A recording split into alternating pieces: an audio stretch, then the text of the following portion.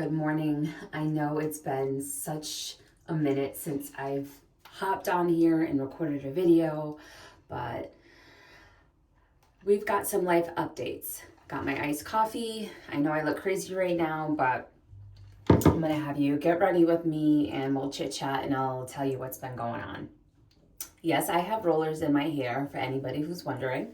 I've actually been sleeping with them, like these old school soft granny ones when I have workouts to teach, because I find that my curls are lasting a little bit longer throughout the workout. So I'm just gonna take my Chi iron guard and kind of like flat iron my roots a little bit and my edges. So basically, just to get right into it, I left my job. I am no longer at Amazon. I could not do it anymore. Let that settle for a second, put my eye patches on. If anyone has been following along with me, then you know that my schedule, my work-life balance, it just hasn't been the greatest for a little bit. Honestly, my mental health has been suffering a little bit, but more importantly, my family dynamic has been suffering a lot. I haven't really been able to see my kids. My marriage has been negatively affected by the schedule that I'm working. I just decided to put my family first. It's really been a struggle with having the help to watch my kids also while I'm at work, since my family is in Florida and I'm here in Rhode Island. And then Nick's family is in Connecticut. So it's not that easy to find help. So I was working 12-hour shifts 4 days a week. It's just not ideal doing that overnight. When I first started at Amazon back about a year ago, they gave us some shift preferences, and I really didn't think that I was going to get slotted for the overnight. And I did, and at first I got slotted for 3 12s overnight. And then shortly after, they eliminated that shift, and it became basically 4 10s. But the shift starts at 6:45, it ends at 5:15, but the expectation for all management is to get there an hour before, and you stay almost an hour after for a meeting and some paperwork type things that you have to fill out. I'm not going to get into that. So basically, I was working 6 p.m. to 6 a.m. Come home, take a shower, get my kids ready for school, and put them on the bus, drop them off or whatever, and then come back, try to sleep, but then have to wake up around 3:30 when it's time to get them off the bus like that. I've been running like that for so long. I just decided I can't do it anymore. It really just was not good for me. So as of lately, I have just been focusing on my family first and foremost. But in my journey to find another position, I have been looking for something that has better mother's hours. So whether that be something back in retail, since that's what I have a lot of my experience in, anything really management related, but I'm not being super picky. I don't need to be a manager anymore. I know I've worked hard to get to the position that I'm in, but for me, that's not really what's important anymore. So I've also been looking for a lot of fitness jobs. I've had a lot of interviews with different fitness places. I won't name any names, but most of them have super strict non-compete agreements, which I definitely expected, but I've been working really hard on Muscle Mommy Social Club and building up that fitness community, and it's been going amazing. Honestly, I've met so many new people and I've done so many new things that have gotten me out of my comfort zone, things that I never thought that I could do. And now that it's I built up this level of confidence, and I'm not willing to let that go. And a lot of companies just were saying that I can't train anywhere, like, which is crazy. When I was a personal trainer years ago for a company, basically the non-compete was that I could not poach the clients out of the gym, which I completely understood. I could not talk about, my training outside of that gym, and I could not take any of those clients if I had left for 5 years. Otherwise, they could sue me. Great, fine. Didn't take any of my clients from that gym. Yeah, so to have so many places just be like, yeah, you can't do any of the things that you're doing currently, that just doesn't work for me. So these things don't want to stay today. They keep sliding down. Hopefully they help, because I'm definitely a little puffy today. Could be the coffee. It could be no sleep. Who knows? Maybe some salt. I've been having a lot of salt. Yeah, so that's why I haven't accepted any of the fitness roles that have been offered to me, which I'm definitely grateful that they have, but it really doesn't work. And I actually have something of that nature today to go to, so that's why I'm trying to get myself a little bit more together this morning, a little bit more than I normally would. Today is Tuesday. It's a little early in the morning, so I had to wake up a little early to get myself together, because once the kids get up, it's going to be all about them. So I'm just going to basically leave these like this. I'm going to put some hairspray in it, and then like at the last minute, I'm going to kind of like brush it out a little bit. I gotta get myself together. It's been a while since I feel like I've tried to do like my hair and makeup, and I gotta find like a cute little gym fit. I put something together last night. I found, I have so many like cute Gymshark pieces that I've bought over the years, and I honestly don't always wear them. Like, do you guys ever have like super cute gym fits and you're like, you just don't wear them? I don't know why. It's like, I don't want to mess them up or something, even though that's what they're for. I don't know, but I'm going to wear one of those cute little outfits I have today. An all black one. Black is slimming. All right, going to leave my flat iron on because I know I'm going to have to come back for it. Going to go throw my outfit on. I can't start my makeup yet because I think these things have to sit on for like 15 minutes. Let me double check. Yeah, at least 15 minutes, and then you rub the moisturizer in. So another 10 minutes or so, and then I can start makeup. So I'm gonna go change, get my beauty blender wet, and then we'll catch up. All right, we are dressed. I have my little Gymshark fit on. Time to take those off.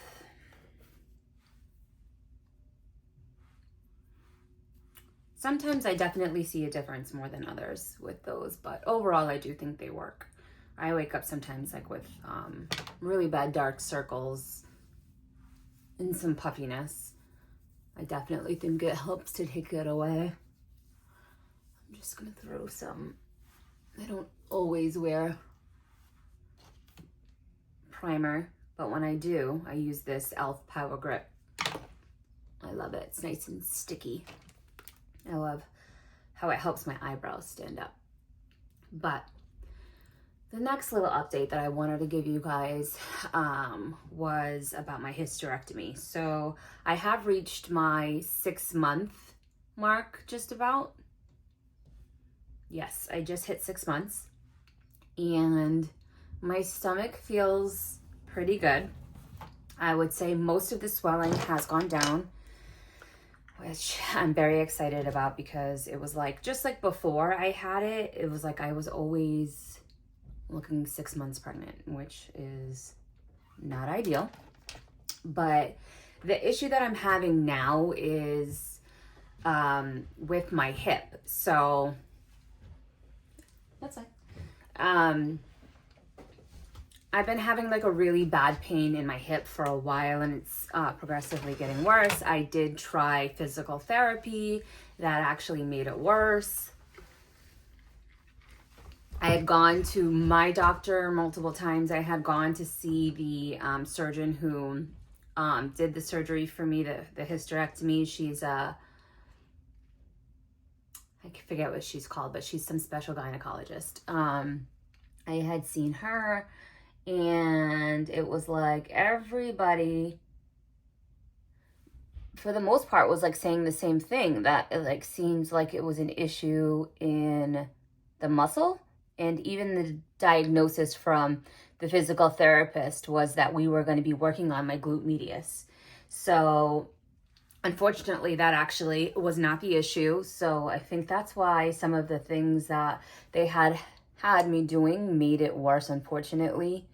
When I would leave, like it would just feel 100 times worse. And then being on my feet overnight for 12 hours after not sleeping, having to wear safety shoes at Amazon, like there's just so many factors that were just making it worse. And then what was crazy is I was so nervous to do heavy workouts because I would think like, oh, that's going to make it worse. But it was so strange that sometimes that wouldn't irritate it at all. Like if I was like squatting 200 pounds, like you would think that would bother my hip. Like, don't get me wrong, sometimes my hip definitely hurt more afterwards, but the majority of the time, like that just had nothing to do with it. So I ended up going to the emergency room one night because I literally just could not take it anymore. Like I just couldn't. And oh, sorry, I think I need my glasses. I'm just like too far away or something. I just cannot see to make this line. Okay, there we go. So I went to the emergency room, and like most doctors, they just prescribed me a cocktail. You know, they left me with Tylenol, ibuprofen every 6 hours. Like I was already doing that, sir. That's why I'm here, because it's not working. They wanted me to rotate heat and ice. Again, I had already been doing that. And then they had also prescribed me like a steroid pack. Like, I forget what it's called, but basically it was like 6 or 7 days. And first day I would take 6, the next day I would take 5, then I would take 4 until I was down to none. That and muscle relaxers. And I'm just like, guys, I already have all of these pills from the surgery like left over. Like these are not working. Like I did have some muscle relaxers left over from the surgery, and I tried and they didn't work. Like, so, and I even told them that, and they still prescribed me them anyway. I don't know. Like that's just the doctor's solution nowadays. But I ended up getting in to see a specialist pretty quickly because of that. And they diagnosed me with trochanteric bursitis, but like a really bad case of it. So what that means is like the fluid, like I'm missing the fluid from around my hip joint. So like sometimes, not all the time, but like when my hip would get like really bad, when I would like feel like it's kind of like locking up, like I would hear like a noise in my ear, like a deep cringy sound. And I'm like, oh, that makes so much sense, because it's like I can hear something rubbing. I just didn't know it was going to be my hip. So basically he had said that if I had been able to see him first, I'm missing something here. Okay, so after the emergency room, I went to see my primary. Like, I think I got in the next day or the day after, and it wasn't even with my actual primary. It was with an available colleague, because my actual doctor, she wasn't available. And she also agreed. She's like, yeah, this is what you have. She was the first person to tell me like, oh, like you have the, I'm sure I'm saying it wrong, the trochanteric bursitis. That was the first time that I had heard that. Like up until that point, everyone had been telling me that it was a muscle issue, that I could have possibly had a muscle tear. And that if it didn't go away, that, you know, surgery is the answer, unfortunately. Surgery and more pills. Like, great. Let's just ruin my body even more before I'm 40. So she is the one who referred me to the specialist when I went to the doctor 2 days after the emergency room. And she said, don't take the steroid pack because it actually wasn't even ready yet at the pharmacy. So she was like, good, don't take it. She decided that it was going to be better since my pain was so bad to give me a steroid injection, which I was definitely hesitant at first. Now I wish I hadn't done it. I just didn't have enough time to like do enough research on it. So she ended up giving me a steroid injection. That hurt way more than I thought it would. It hurt when she was trying to find, you know, the spot to put it in. And then when she put the needle in, like it just felt like a pinch. It wasn't anything crazy, but like when she was like pumping the fluid in, I thought I was gonna die.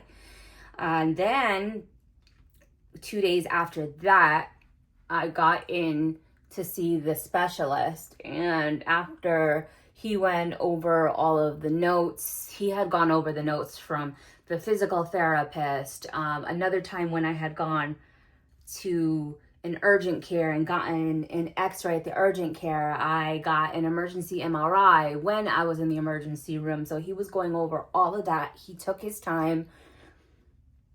And he barely even said anything to me. He was just taking his time, looking over all of the information, all of the notes. And he basically was like, yeah, you do have this trochanteric bursitis. There was never anything wrong with your glute medius. And he kind of confirmed some of the things that I had already been feeling, like, why am I doing physical therapy? Like, I feel like it's making it worse.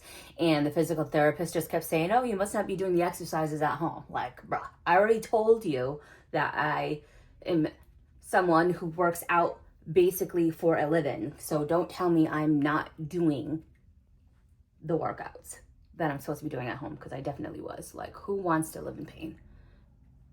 So he confirmed all of that was basically for nothing, waste of time, waste of money. So he also said that he would have never given me that steroid injection. And I was just like, ugh.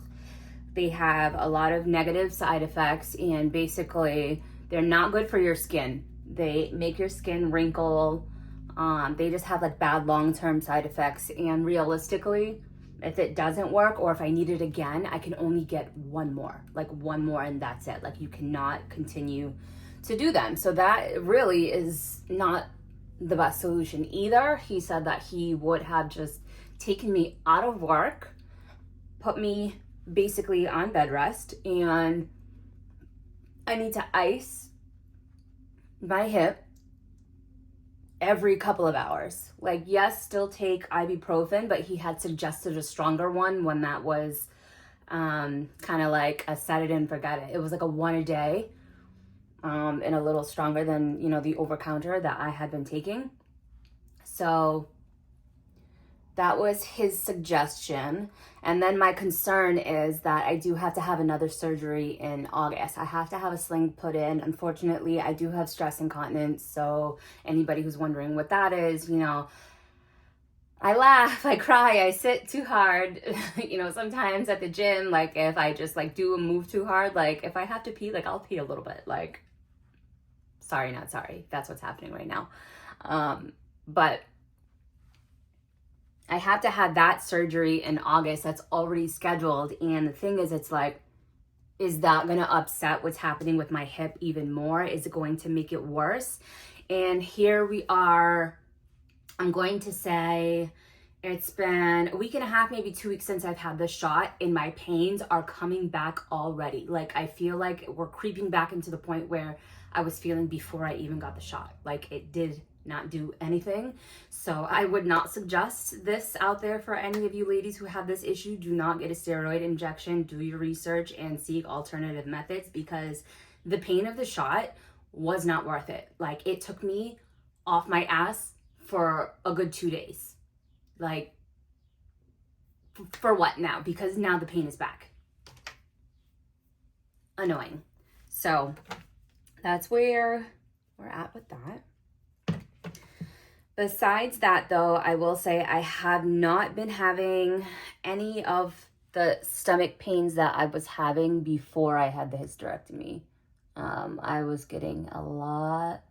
I don't know why I have such a hard time talking when I'm doing my eyebrows. 1 second.